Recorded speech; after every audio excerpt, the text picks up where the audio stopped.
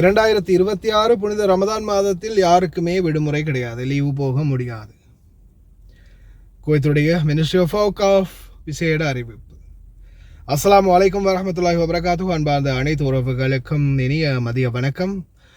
குவைத்தில் ரமதான் மாதம் வேலை நேரம் பற்றிய தகவலை சிவில் சர்வீஸ் கமிஷன் தெரிவிச்சிருக்கிறாங்க. அதே போல் மிக முக்கியமான தகவல், விடுமுறையே கிடையாது அப்படின்ற மாதிரியும் தெரிவிச்சிருக்கிறாங்க. இதில் முதலாவதாக குவைத்தினுடைய அரசு ஊழியர்கள் மற்றும் சில தனியார் ஊழியர்களுக்கு நெகிழ்வான வேலை நேரம் வழங்கப்பட்டிருக்கின்றது.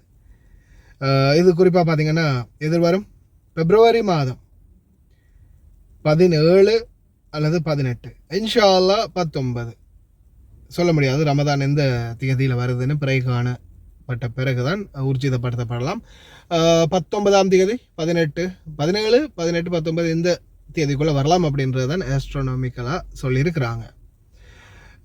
இதில் இந்த தினங்களுக்குள்ள வெளியிடப்பட்ட ஆணையத்தின் முந்தைய அறிவிப்புகளின் அடிப்படையில் இந்த ஏற்பாடு செய்யப்பட்டுள்ளது. இது ரமதான் மாதத்தின் அரசு நிறுவனங்களுக்கு நெகிழ்வான வேலை நேரத்தை நிர்ணயித்துள்ளது. இந்த வேலை நேரப்படி சிஎஸ்இயின் தகவல் அறிந்த வட்டாரங்களின்படி ஊழியர்கள் காலை 8:30 மணி முதல் 10:30 மணி வரை ஒரு நெகிழ்வான நேரத்திற்குள் தங்கள் நுழைவு நேரத்தை தேர்வு செய்ய முடியும். காலையில் 8:30 10:30 மணி வரைக்கும் ஸ்கூலில் இருந்து மற்ற எல்லா வேலை தளங்களும் பார்த்திங்கன்னா 8:30 தான் ஸ்டார்ட் ஆகுது வேலை. 8:30 10:30 மணிக்குள்ளே ஏதாவது ஒரு நேரத்துக்குள்ளே அவங்க என்ட்ரு போட்டு ஆகணும். அடுத்ததாக ரமதான் மாதத்தில் 3 முக்கிய ஊழியர் சலுகைகள் தொடர்வதை ஆணையம் உறுதி செய்துள்ளதாக வட்டாரங்கள் விளக்கின. இதில் அனைத்து ஊழியர்களுக்கும் வேலை நாளில் தொடங்கியுள்ள முடிவிலும் 15 நிமிட சலுகை காலம், பெண் ஊழியர்களுக்கு வேலை நாளில் முடிவில் கூடுதலாக 15 நிமிட கொடுப்பனவு மற்றும் ஏற்கனவே உள்ள விதிமுறைகளின்படி விடுப்பு அல்லது தாமதமாக வருவதற்கு அதிகாரப்பூர்வ அனுமதியை கோரும் திறன் ஆகியவை அடங்கும். பெண்களுக்கு மட்டும். இந்த பலன்களை கணக்கிடுவதற்கான வழிமுறையை அவர்கள் பின்வருமாறு தெளிவுபடுத்தினர். 15 நிமிட சலுகை காலம் அனுமதிக்கப்பட்ட இறுதி வருகை நேரமான காலை 10:30 மணிக்கு பிறகு தொடங்குகிறது. பெண்களுக்கு 10:45 வந்தாலும் 10:30 தானே, ஆமாம் 10:45 வந்தாலும் பிரச்சனை இல்லை அப்படின்ற மாதிரி தெரிவிச்சிருக்கிறாங்க. எந்த ஒரு தாமதமும் சலுகை காலம் காலை 10:45 மணிக்கு முடிவடைந்த பிறகு கணக்கிடப்படும். அனுமதி நேரங்கள் பணியாளரின் உண்மையான வருகை நேரத்திலிருந்து கணக்கிடப்படும். அது காலை 8:30 மணி முதல் காலை 10:30 மணி வரை அங்கீகரிக்கப்பட்ட வருகை நேரத்திற்குள் வந்தால் மாத்திரமே. நெகிழ்வான அமைப்புக்கு கூடுதலாக இந்த முடிவு அரசு நிறுவனங்கள் ரமதான் மாதத்தில் 5 நிலையான வேலை அட்டவணைகளில் ஒன்றை ஏற்றுக்கொள்ள அனுமதிக்கிறது. அதே நேரத்தில் அங்கீகரிக்கப்பட்ட சலுகை காலத்தையும் பராமரிக்கிறது. இந்த ஏற்பாட்டின் கீழ் ஒரு நிறுவனம் ஊழியர்கள் ஒரு நிலையான அட்டவணையை பின்பற்ற வேண்டும் அல்லது அங்கீகரிக்கப்பட்ட ஒரு விருப்பங்களில் ஏதாவது ஒரு அட்டவணையை தேர்ந்தெடுக்க வேண்டும் என்று அதன் பிறகு தேர்ந்தெடுக்கப்பட்ட வருகை மற்றும் புறப்பாடு நேரங்கள் கட்டாயமாகவும் நெகிழ்வானதாகவும் இருக்காது என்பதையும் தெரிவித்துள்ளது. 5 அங்கீகரிக்கப்பட்ட நேர இடைவெளிகள் காலை 8:30 மணி முதல் 1 மணி வரை, காலை 9 மணி முதல் 1:30 வரை, காலை 9:30 மணி முதல் 2 மணி வரை, காலை 10 மணி முதல் மதியம் 2:30 மணி வரை, காலை 10:30 மதியம் 3 மணி வரை.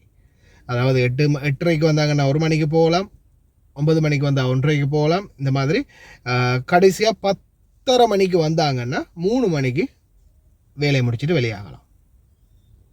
ஒரு பணியாளர் ஒரு நிலையான அட்டவணையில் நியமிக்கப்படும் போது அவர்கள் நியமிக்கப்பட்ட வருகை மற்றும் புறப்படும் நேரங்கள் கண்டிப்பாக கடைபிடிக்க வேண்டும். மேலும் நிகழ்வான நேரத்தை தொடர்ந்தும் கடைபிடிக்க வேண்டும். இதில் என்ன சொல்கிறாங்கன்னா பார்த்தீங்கன்னா, இப்போ நீங்கள் ஏதாவது ஒரு அட்டவணையை தான் சூஸ் பண்ண முடியும்.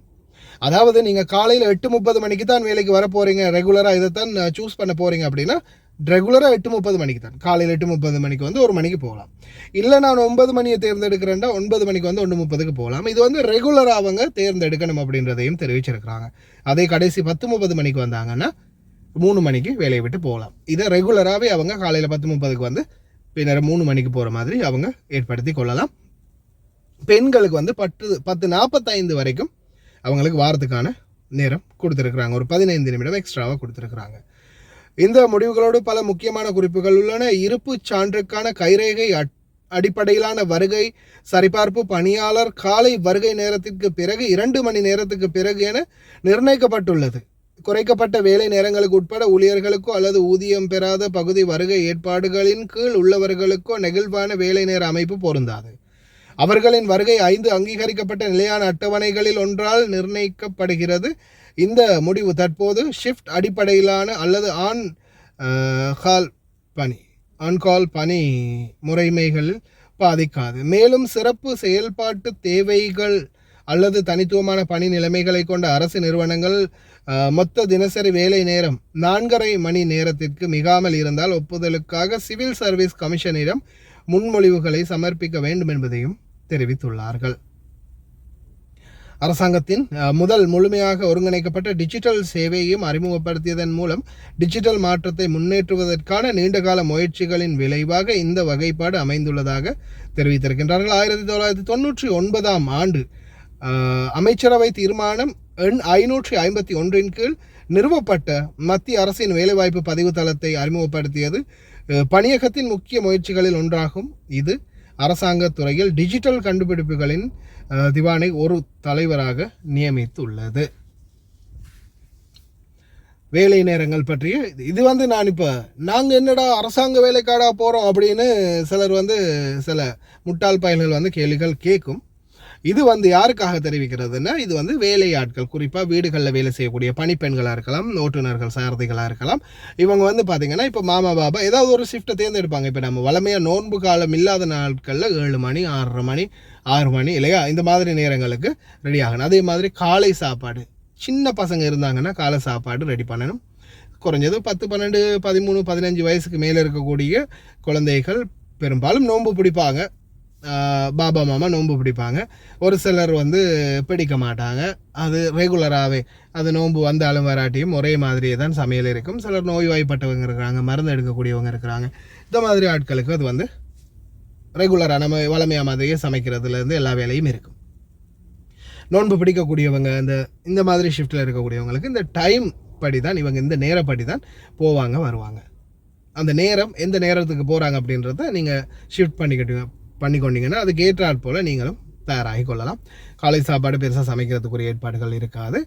மற்றும்படி நீங்கள் அவங்களுடைய வேலைகளை முடிச்சுட்டு அதுக்கப்புறம் வீட்டு வேலையை ஆரம்பிச்சிங்கன்னா, எப்படியுமே நோன்பு காலங்களில் காலையில் வேலை வந்து ஓரளவு ஸ்மூத்தாக இருக்கும். ஏன்னா பெருசாக சாப்பாடு சமைக்கிறது, காலை சாப்பாடு அந்த ஏற்பாடுகள் இருக்காது.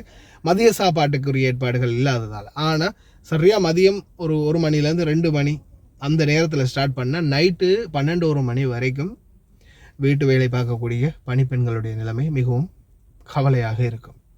ஏன்னா ஒரு 2 மணிக்கு ஸ்டார்ட் பண்ணாங்கன்னா இஃப்தாருக்குரிய ஏற்பாடுகளை செய்கிறதுக்கு, நோன்பு திறக்கிறதுக்கு, அது அப்படியோ நைட்டு 12 மணி வரைக்கும் கடைசியாக அவங்க மொத்தமாக சாப்பிட்டு முடிச்சுட்டு ஷஹரையும் செஞ்சுட்டு அப்படியோ போயிடுவாங்க. அவ்வளவுக்கும் கஷ்டப்படணும் எங்களுடைய சகோதரிகள், தாய்மார்கள் தான். அவங்களுக்கும் நீண்ட உடல் ஆரோக்கியத்தை எல்லாம் வல்ல இறைவன் வழங்கட்டும்.